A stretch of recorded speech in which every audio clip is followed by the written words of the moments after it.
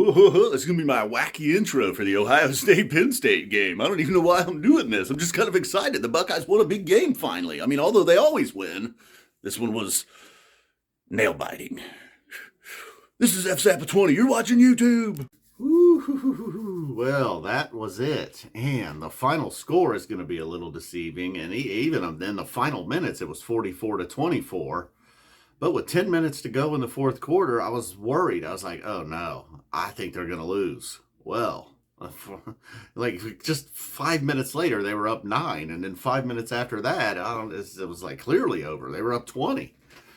So I don't know. 28-17 was the score in the fourth quarter alone. 4 touchdowns. Before the game, I was just like, I just can't imagine anybody's ever going to hold Ohio State to under 30 this year. And, they're probably going to win, almost every game if that's the case. And then they're stuck on 16 points after 3 quarters, only a field goal. And then again, much like last week, there was a few times they stalled a little bit, had to kick some field goals. So I guess we'll just go back to the first quarter. It was, they go up early, and oh my God, Tuimoloau, I hate that I can't say his name right. Tuimoloau, I believe, JT Tuimoloau. That's what the guy on Fox kept saying. But then somebody else was saying Tuimoloau, so I don't know. I'm going with JT Tuimoloau. I mean, that guy he's the new Heisman frontrunner, I think. He surpassed Stroud. Let's see, he had 2 sacks, a forced fumble, a fumble recovery, a touchdown on a pick 6. He had another interception, and then he had another one where he tipped a ball, and Zach Harrison intercepted it. So 2 sacks, 2 interceptions, a fumble recovery, and a touchdown, and a tipped pass that led to an interception.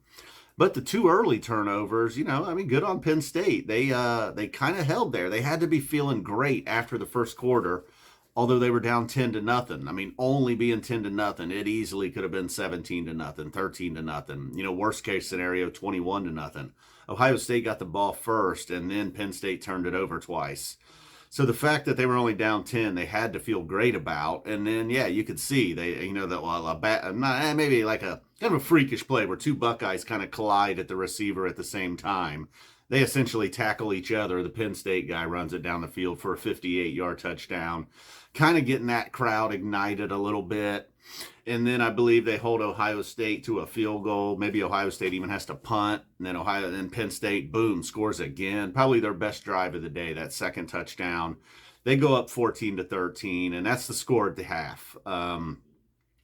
Not too worried about that at that point, although, I was starting to be a little concerned, like, wow, man, they get near that red zone. They have been. And then at one point, I think Ruggles tried a 52-yard field goal that was not even close. Doing his best, Cade York, after he nailed that first one, I was talking about how accurate he was, and it was like, he's no Cade York. And then the next one, a 52-yarder, obviously it's not an easy kick, especially in that environment, but boy, it wasn't even close. So hopefully we don't have to deal with count on Mr. Ruggles at some point hitting a 50-plus yarder. And then the third quarter, pretty lackluster third quarter. Buckeyes get a field goal. They go up 16-14, and then all hell broke loose in the fourth quarter. Like I said, there was a 7 scores alone in the fourth quarter, 28-17. Looked like a whole new game. And a lot of it happened in the final 10 minutes as well. Another big game from Stroud. He only had the 1 touchdown, although he's no longer the Heisman frontrunner, passed by his own defensive teammate. Zach Harrison with a big interception today. He's the one, the tip from Tuimoloau. And, they did. It was kind of a little bit back and forth, but then, the back and forth, it was more like, the Buckeyes would land 2 punches and Penn State would just land 1 back. So then it started to stack a little bit. Like I said, it was 44-24.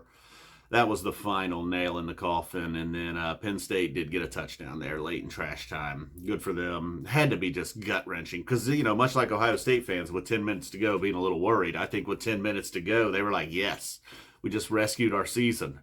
Got smacked around a little bit last week by Harbaugh in Michigan. Harbaugh accusing Franklin of being the ringleader. That guy is a little bit of a ringleader of trouble. I don't know. I don't like Rich Franklin much either. I'm no fan of Jim Harbaugh, but Rich Franklin ain't much higher on that list. In fact, he might even be a little lower on that list. The fact that Harbaugh called him the ringleader, I might like Harbaugh a little bit more now. So, like I said, I was going to go over some stats. Only one touchdown pass on the day. Ooh, and then Mayan Williams went out early. And it looked like, while Henderson did end strong, 2 touchdowns, ended up averaging 5 yards a carry. Early on, Penn State defense was just not having it. They were giving the ball to Henderson, even on these short little passes, over toward the side. Nothing was happening short. I felt like they need Mayan Williams in there, Not that I'm some expert here. I'm no brighter than Ryan Day for sure, but I just felt like they needed Mayan Williams in there to do some smash running. And then, of course, he comes in and just smashes his way to the end zone.